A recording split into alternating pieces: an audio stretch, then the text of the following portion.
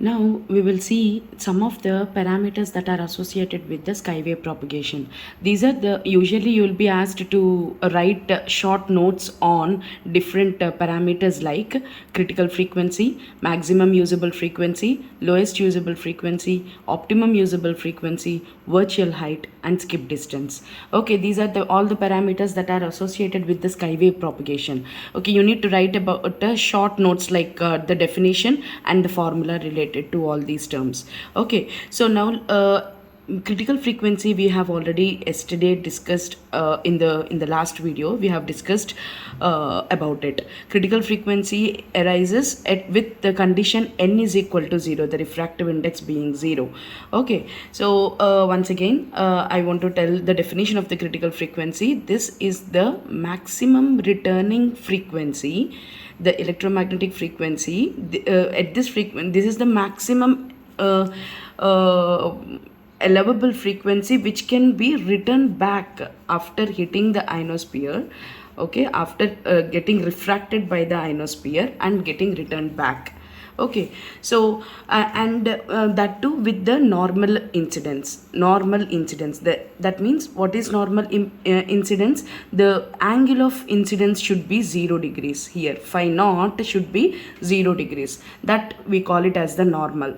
Okay, this is not normal. This is having certain angle of incidence phi naught, but with the normal incidence the phi naught will be 0. That means exactly vertically upward. Okay, if you are sending the signal vertically upward, then we call it as the normal incidence. For the normal incidence, phi naught will be 0, and for this case, whatever the maximum frequency with which the wave gets penetrated and get refracted by the ionosphere and can be able to return back, that particular frequency we call it as the critical frequency.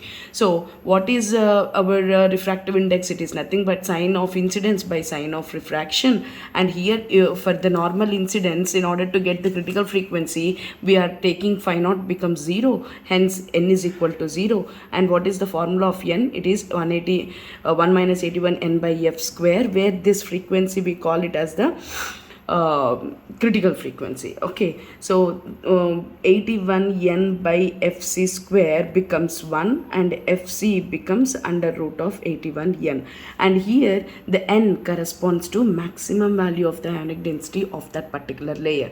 That means I mean to say that the critical frequency is different for different layers. Okay, as the n max value is different for different layers, you will be having a single critical frequency for each of the ionospheric layers. Okay, right. So for each layer the critical frequency differs, fc1, fc2, like that, right? Okay, so this is all about the critical frequency. And now let's see the maximum usable frequency, MUF. Okay, as I said, this is the frequency, this is the maximum frequency, right? This is the maximum frequency that can return back to earth. But what about, and all the frequencies less than or equal to critical frequency will be able to penetrate and then refract and then reflected back to the earth. Okay, but what about the frequency greater than fc? If the frequency is greater than fc, okay, if such wave is propagated using the skywave propagation, then it depends upon the angle of incidence of this particular wave. It depends upon the angle of incidence. If the angle of incidence is very small, then if it is satisfying this condition, then the wave will get refracted and will be returned back to earth. Otherwise the wave will not refracted back, it will simply penetrate into the ionosphere.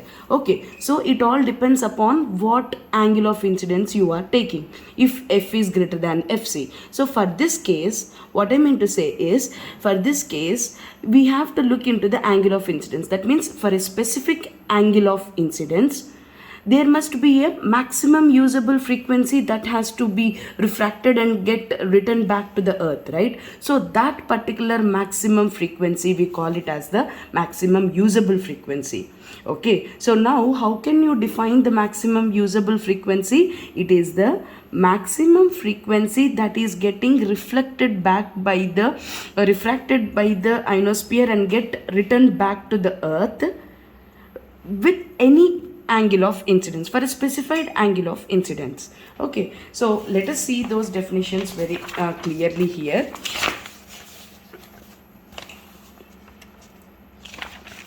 The critical frequency is defined as the highest frequency for vertical incidence, the highest frequency that returns back from the ionospheric layer to the ground at the vertical incidence. This is called as the critical frequency of that particular layer, and it corresponds to Nmax. Whereas the maximum usable frequency corresponds to a specific angle of incidence. For a specified angle of incidence, there will be a maximum frequency which will be returned back to the earth, above which the wave will not get refracted back. Above which means above the maximum usable frequency, if any frequency is going to be propagated, then that frequency will not be returned back to the earth, but it will be escaped into the ionosphere. It will be penetrating into the ionosphere. So hence the definition is the maximum possible value of the frequency for which the reflection takes place for a given distance of propagation. This is termed as maximum usable frequency. Okay. Right. So now, after understanding what is FMUF and what is FC, we need to get the relation between these two. Okay. So in order to find the FMUF, what is the condition for FMUF? The refraction, angle of refraction should be 90 degrees. At that, when the wave is getting refracted back, means what? The refraction at that point, your refraction angle is 90 degrees. Right? When the wave is getting bent and then reflected back to the earth. Okay, at that point your refraction angle is 90 degrees. So what can be the value of n here? For this case, n is equal to sine phi I by sine phi r. Here the angle of incidence is not vertical incidence, it can be any specific incidence when you are calculating the FMUF. Okay, so this will be same sine phi naught by sine phi r. Now for this case is 90 degrees, so sine 90, that is equal to under root of 1 minus 81 n by f square. Here this f is nothing but FMUF square. Okay, so sine 90 is 1. So sine phi naught is equal to under root of 1 minus 81. Let us say this as maximum electron density or the ion density by FMUF square.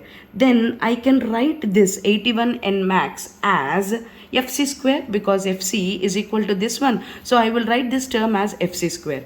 Then I can write like this, Fc square by FMUF square, in order to get the relation. Okay, so right. So this is the relation. Then what I can get, if I take the squaring on both sides, cos square phi naught becomes 1 minus Fc square by FMUF square. Then it is 1 minus cos square theta. That means Fc square by FMUF square. Oh, sorry, this is sine square, right? This is sine square phi naught. Sine square phi naught is equal to this one, and 1 minus sine square is equal to cos square. Okay, now you will get cos square phi naught, right? So Fc square is equal to FMUF square into cos square phi naught. So I can write a relation, Fc is equal to FMUF into cos phi naught, or FMUF is equal to Fc by cos phi naught, which I can write it as Fc into secant phi naught. Okay, so the relation between the FMUF and the critical frequency is nothing but the secant of the angle of incidence. This we call it as the secant law. We call this as the secant law. That means this indicates that your maximum usable frequency is greater than the critical frequency by an amount, secant of angle of incidence. Okay, so actually Fc is the maximum frequency that is returned back for the angle of incidence being 0 degrees. Then FMUF is for any angle of incidence, the maximum allowable frequency that is getting returned back. So we have to keep the refraction angle as 90 degrees for this case. So FMUF, and we get all the frequencies less than critical frequency, all the frequencies which are less than critical frequency will be returned back, and if the frequency is greater than Fc, then only till maximum usable frequency only the waves will be returned back, and above maximum usable frequency the wave will get penetrated. Okay, this frequency, all the frequencies above Fc can be reflected back, but up to what range? That range is decided by the maximum usable frequency. Okay, so and if any frequency greater than FMUF, what happens? The wave penetrates and escapes into the ionosphere. This you have to remember. So all the frequencies less than FMUF will be reflected back, and all the frequencies less than Fc also will be reflected back, but the frequencies greater than Fc and less than FUMF only will be reflected back, and the frequencies greater than FMUF will be penetrated or escaped into the ionosphere. This thing you have to remember. Okay, after knowing the maximum usable frequency and critical frequency, the next one is the lowest usable frequency. We also have to understand what is the lowest limit of the frequency range that these ionosphere will be refraction takes place, and then the reflection from the ionosphere can take place. Okay, so the lowest limit of the frequency, we call it as the lowest usable frequency, which is nothing but the frequency below which the entire power gets absorbed is called as lowest usable frequency. Okay, what is lowest usable frequency? Below, if you are maintaining the frequency which is less than lowest usable frequency, these frequencies will get attenuated, they will get absorbed. Okay, and it will not, there will be no penetration, no refraction, and no reflection. Okay, if you are maintaining the frequency less than FLUF. So all the frequencies which has to be get refracted by the ionosphere and get the help of the ionosphere in order to get the large distance communication, then the frequencies should be in what range? If I draw a time frequency line, all the frequencies should be greater than lowest usable frequency and less than maximum usable frequency, and your critical frequency is somewhere here. Okay, critical frequency corresponds to your angle of incidence is vertical, okay, or angle of incidence is 0. Okay, so the frequency less than FLUF will be attenuated, that means absorbed. Okay, if the frequency is greater than FUMUF, it will be escaped into the ionosphere. It will not get attenuated, but it will propagate and penetrate deeper into the ionosphere. Okay, so ionosphere. Okay, only the frequencies that are limited within this range can be used for the for long distance communications. Okay, and there is one more frequency called as optimum working frequency. That means this is the frequency.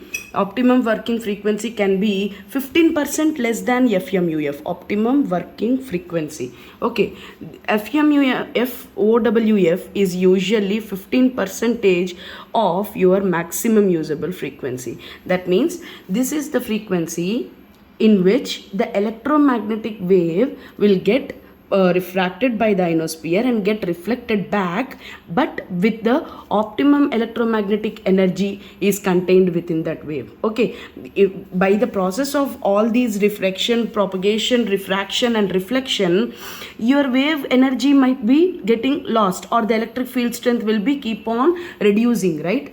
So we need certain amount of the energy to be consisted within that particular electromagnetic wave in order to receive back at the receiver, right? So we want actually the optimum energy carrying wave. Okay, so what is that frequency that you can have such a optimum energy that can be reflected back by the ionosphere? That we call it as the optimum working frequency. So let us see the definition of the optimum working frequency. The frequency at which there is the optimum return of wave energy is taking place is is called as optimum working frequency. Generally, we consider this optimum working frequency as 15% of the maximum usable frequency. So if you take the total frequency timeline, it is like frequency line, it is like the lowest usable frequency, maximum usable frequency, 15% lesser than maximum usable frequency is your optimum working frequency, and will be critical frequency will be lesser than this. So in this region only your wave will get returned back to the ground. Less than LUF, the wave gets absorbed. Greater than MUF, the wave gets penetrated. So this is all about the skywave propagation.